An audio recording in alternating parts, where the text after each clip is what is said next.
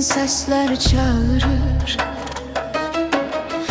Səhranın axşamı gizli danışır.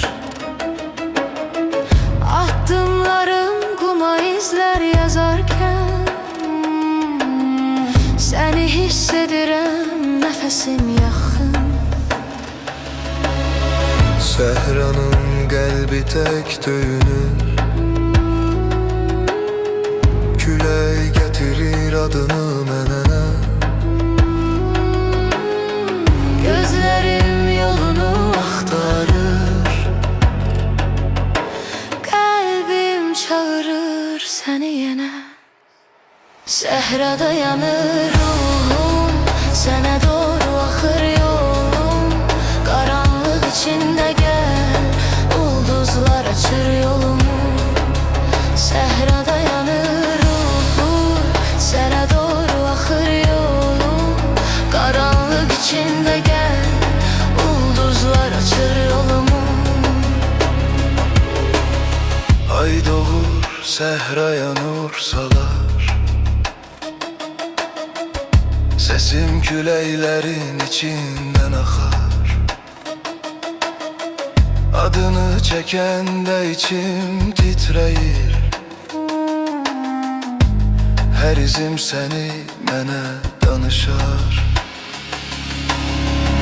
Küləklər aparsa da izləri, qəlbim səninlə bir yerdədir. Səsini eşidən kimi ruhum səhrada dirilir. Səhrada yanır qəlbimiz, bir eşqin iki nəfəsi. Gecənin içində görüşür itmiş ürəklərin səsi. Səhrada yanır qəlbimiz, bir eşqin iki nəfəsi. Ulduzlara doğru axar səhranın əbədi nəfəsi. Mən səni içimdə saxlayıram, Mən səni küləklərdən soruşuram. ruhuma toxunan nəfəsimsən.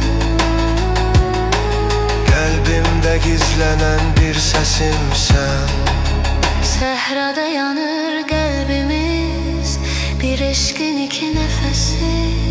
Ulduzlara doğru axar səhranın əbədi nəfəsi.